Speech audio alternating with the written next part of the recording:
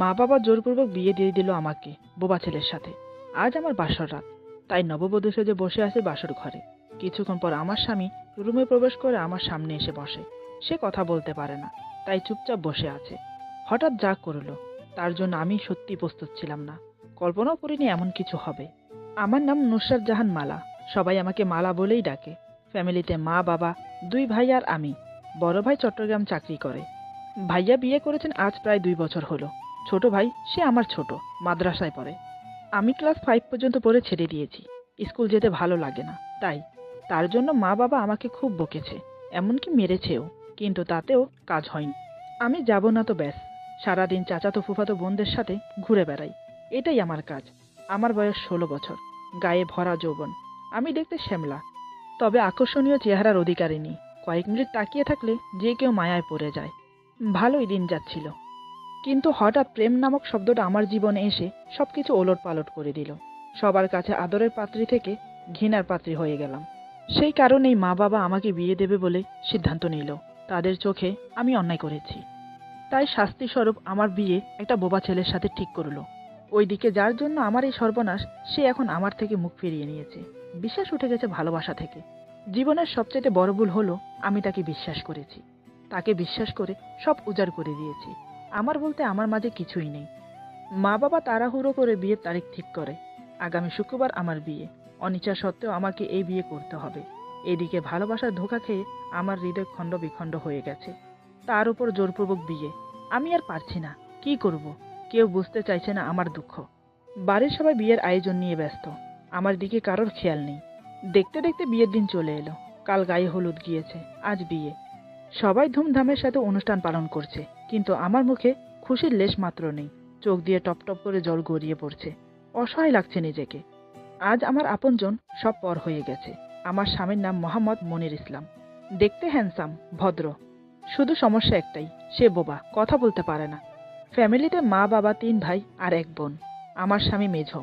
বিয়ের আগে মনিরকে দেখিনি আমি, বিয়ের দিন দেখেছি।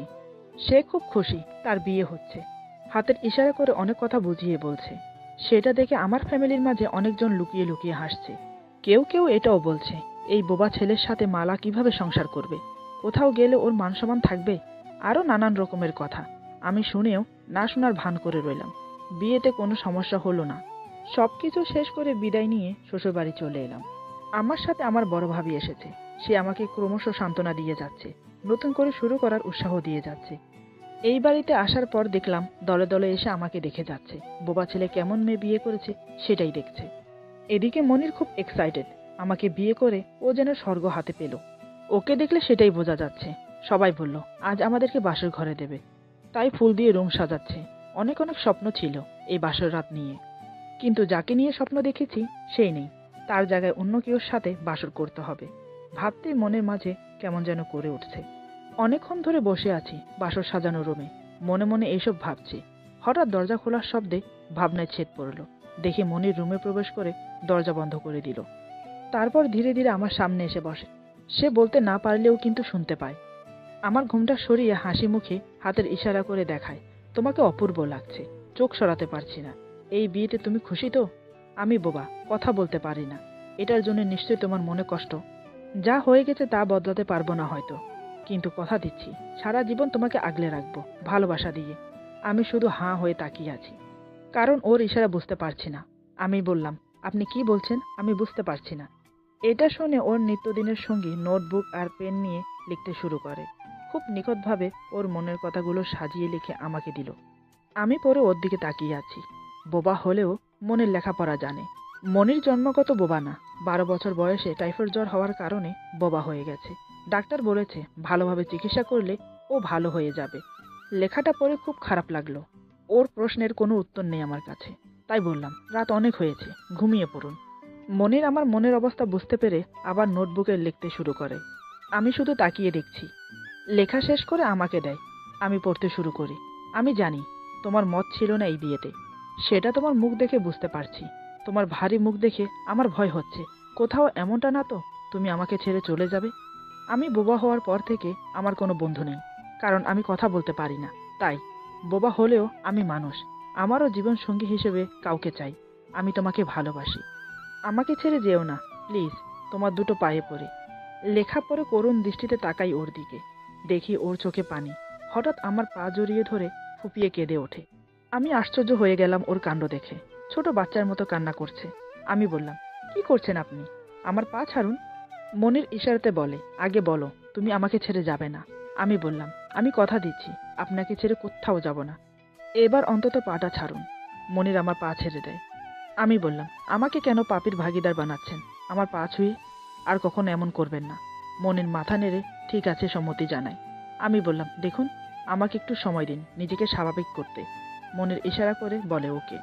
আমি বলি, রাত অনেক হয়েছে, এবার ঘুমিয়ে পড়ুন। এই কথা শুনে মনির আবার নোটবুক নিয়ে লিখতে বসে। সে লেখে, আমার মাথায় হাত বুলিয়ে না দিলে আমার ঘুম আসে না। মা হাত বুলিয়ে ঘুম পাড়াতো, এখানে তো মা নেই, তুমি কি হাত বুলিয়ে দেবে? আমাকে দিতেই পরে বললাম, ঠিক আছে আসুন, আমি হাত বুলিয়ে দিচ্ছি। আমার কথায় হাসি মুখে শুয়ে পড়ল। আমি অনিচ্ছা সত্ত্বেও হাত বুলিয়ে দিচ্ছি। কিছু করার নেই, সে এখন আমার স্বামী, ছেড়ে যেতেও পারবো না। যাব কোথায়? মা বাবা বলে দিয়েছে, কোনো কিছু হলে এই বাড়িতে আসার চেষ্টা করো না। এই বাড়িতে শুধু স্বামীর সাথে আসতে পারবে, ব্যাস। এদিকে মনির আমার হাতের ছোঁয়া পেয়ে ঘুমের দেশে পাড়ি দেয়। আমি ওর নিষ্পাপ মুখের দিকে তাকিয়ে আছি। ওকে দেখলে কে বলবে ও বোবা, কথা বলতে পারে না। এতটা মায়া ওর মুখে, কয়েক মিনিটের জন্য নিজের অস্তিত্ব হারিয়ে ফেলেছি ওর মাঝে।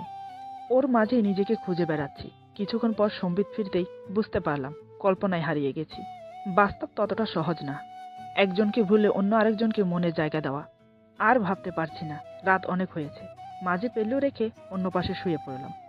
সকালে ঘুম থেকে উঠে দেখি মনির হাত পা ছড়িয়ে শুয়ে আছে, গভীর ঘুমে মগ্ন। ওকে দেখে এটা বুঝতে পারলাম ওর ঘুম খুব ভারী। আমি উঠে ফ্রেশ হয়ে নিলাম। নতুন বিয়ে হয়েছে, তাই আমাদের দুজনের নাস্তা ঘরে পাঠিয়ে দিল। কিন্তু এখনো মনির ওঠেনি।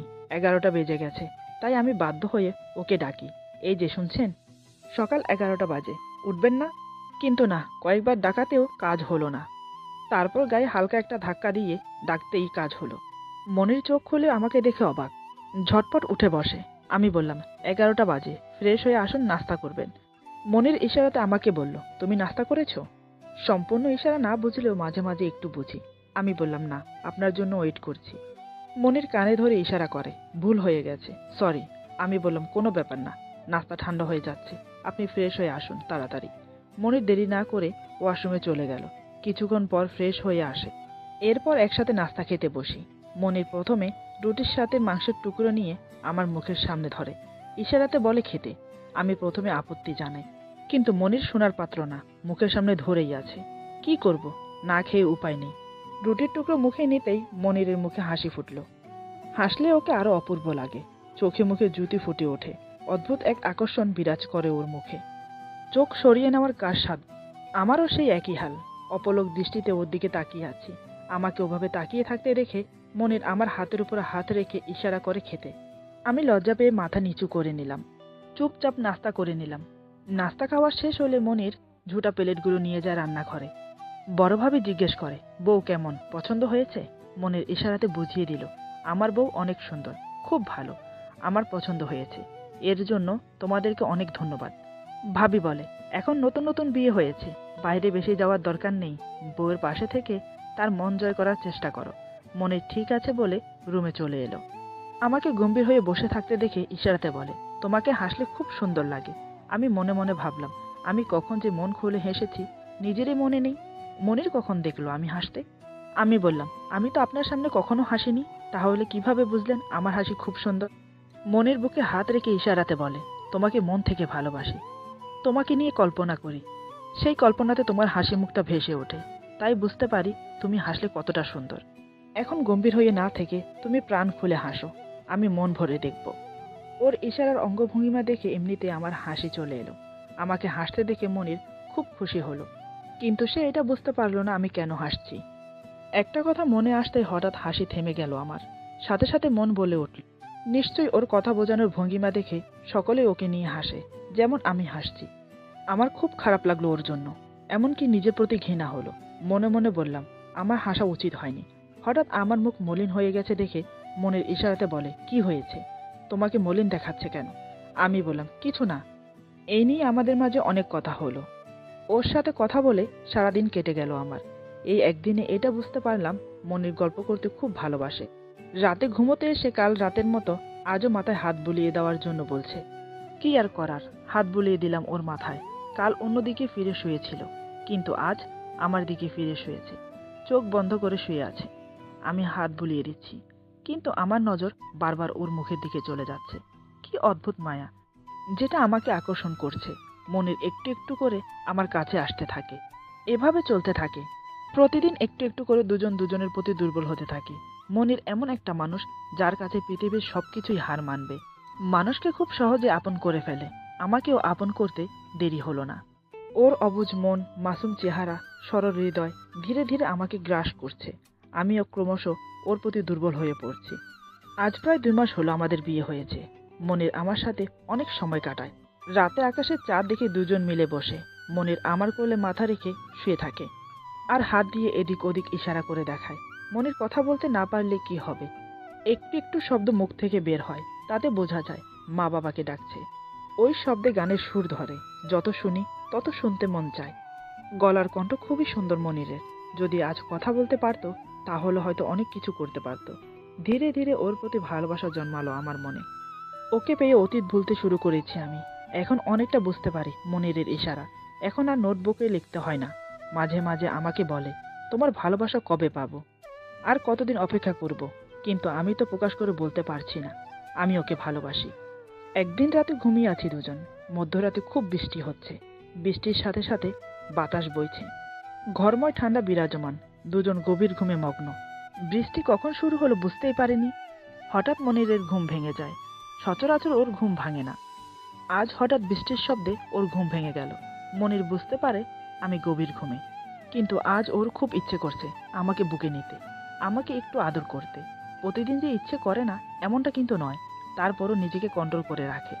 শুধু অপেক্ষা করছে আমি স্বাভাবিক হতে। কিন্তু আজ ওর কাছে পাওয়ার চাহিদাটা বাধা অতিক্রম করার পর্যায়ে। আর পারছে না নিজেকে কন্ট্রোল করে রাখতে। মনে সাহস নিয়ে আমাকে শক্ত করে জড়িয়ে ধরে।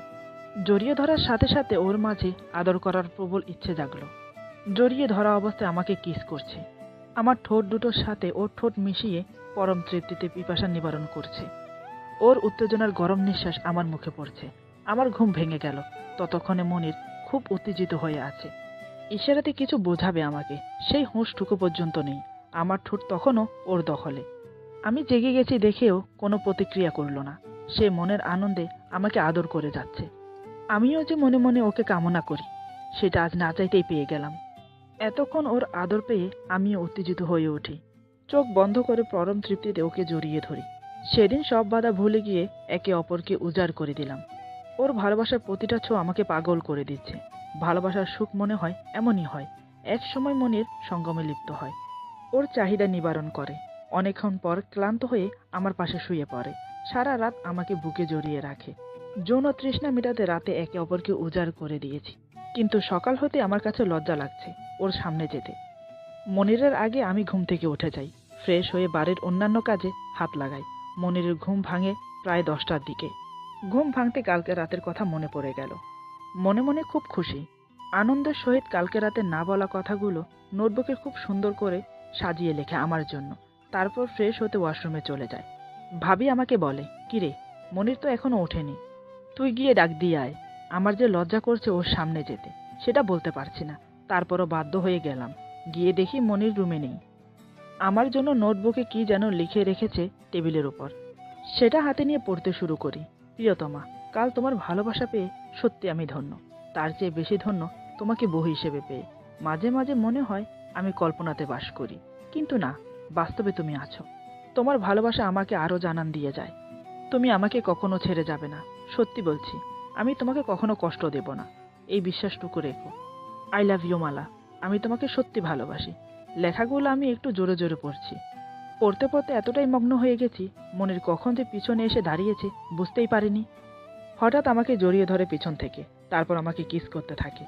দিনের আলোতে আমার কাছে খুব লজ্জা করছিল, তাই ওকে বাধা দিয়ে বললাম রাতে, কিন্তু কে শোনে কার কথা।